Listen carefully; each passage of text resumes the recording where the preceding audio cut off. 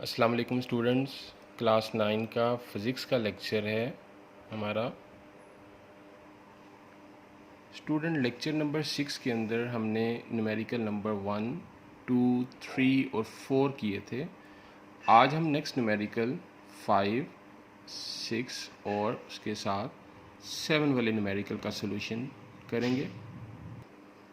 Numerical number 5, a body has a weight 20 newton, एक body जिसका weight 20 newton है। How much force is required to move it vertically upward, इसको ऊपर की जानिब मूव करने के लिए कितनी फोर्स चाहिए होगी, और अगर उसके अंदर एक्सेलरेशन होगा 2 मीटर पर सेकेंड स्क्वायर, यानी 20 kg न्यूटन वाले वेट के ऑब्जेक्ट को ऊपर की तरफ इस एक्सेलरेशन के साथ फेंकने के लिए कितनी फोर्स चाहिए होगी वो हमने बतानी। अच्छा स्टूडेंट, इसमें एक इम्पॉर्टेंट चीज़ ये है कि सबसे पहले ये चीज़ याद रखिएगा कि ऑब्जेक्ट को ऊपर की तरफ मूव करने के लिए सबसे पहले आपको उसको होल्ड करना पड़ेगा। इसको होल्ड करने के लिए आपको उतनी फोर्स लगानी पड़ेगी जितना उसका वेट होगा। जब आपने इसको होल्ड कर लिया तो एडिशनल फोर्स लगाकर आपको ऊपर की तरफ फेंकना पड़ेगा। तो इसका मतलब यहाँ पर हमारे पास टोटल फोर्स किसके इक्वल आएगी, एक तो उसके वेट के प्लस वो फोर्स जिसकी मदद से उसको ऊपर फेंका गया। हमारे क्वेश्चन के अंदर दिया हुआ था वेट 20 न्यूटन, फोर्स मालूम करनी है, एक्सेलरेशन की वैल्यू दी हुई थी। F is equal to m a student, इसके अकॉर्डिंगली अगर हमें F कैलकुलेट करना है हमारे पास मैस होना चाहिए, हमारे पास एक्सेलरेशन होना चाहिए, बट मैस हमारे पास नहीं है। But we know that W is equal to m g, जो कि वेट का फॉर्मूला है। वेट की जगह पे W हमने लगाया 20, मैस फाइंड करना है, G की वैल्यू फिक्स होती है जो कि ग्रेविटेशनल एक्सेलरेशन होता है।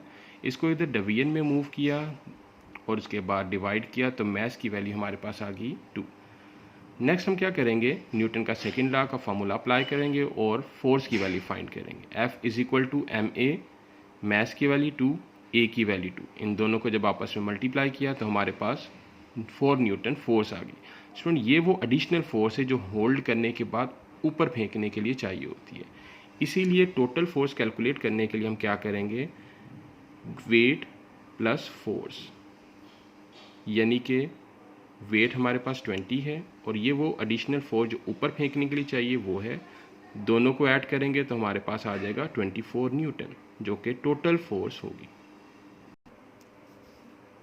3.7 के दो मैसेज, 3.6, टू मैसेज जो कि 52 और 48 kg हैं, इनको स्ट्रिंग के साथ अटैच करके पुली से पास किया गया।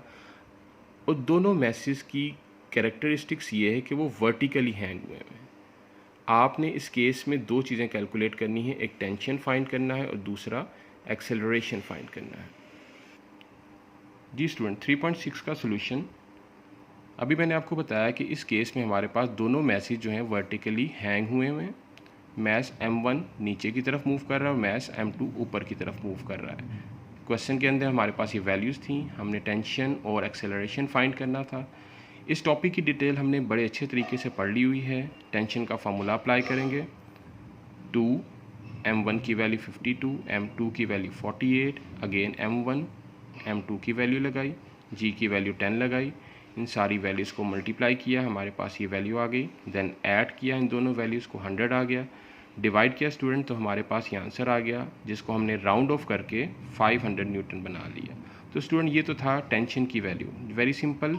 जस्ट आपने क्या किया, फार्मूला के अंदर वैल्यूज़ अप्लाई कर दी और अप्लाई करने के बाद उसका आंसर निकाल लिया। स्टूडेंट, इस क्वेश्चन का अगला हिस्सा भी बहुत ही ज़्यादा सिंपल सा है। एक्सेलरेशन का फार्मूला अप्लाई करना है आपने।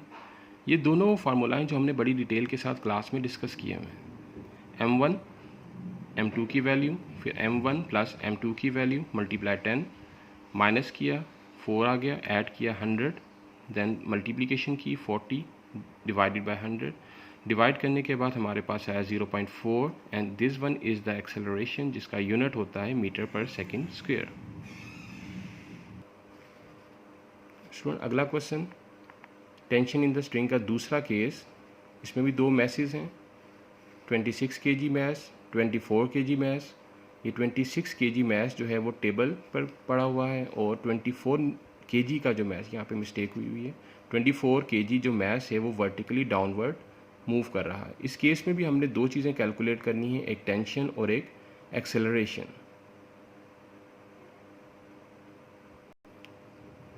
जिस स्टूडेंट इसका सोल्यूशन देखते हैं, डाटा के अंदर मैंने आपको दिखाया मास m1 और m2 दिया हुआ था, और एक चीज़ जो उसमें याद रखिएगा, जो हैंग हुआ है उसको m1 कंसीडर करेंगे, जो टेबल के ऊपर है उसको m2 कंसीडर करेंगे। देन टेंशन फाइंड करनी है और एक्सेलरेशन फाइंड करना है।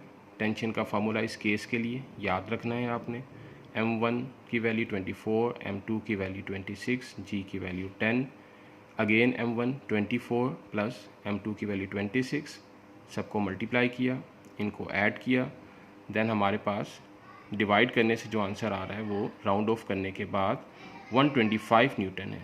Unit of the tension is newton, that's why we write the n over here. उसके बाद स्टूडेंट हम एक्सेलरेशन फाइंड करने के लिए अगेन इसका फार्मूला इस्तेमाल करेंगे। m1 ऊपर हमारे पास वैल्यू है 24, m1 24, m2 26, g की वैल्यू 10, मल्टीप्लाई किया 240, एडअप किया इनको 50, डिवाइड किया तो 4.8, and that is the value of acceleration 4.8 metre per second square. ये तो था स्टूडेंट्स 3.7 का न्यूमेरिकल हमारा। नेक्स्ट 3 न्यूमेरिकल अगले लेक्चर में करेंगे।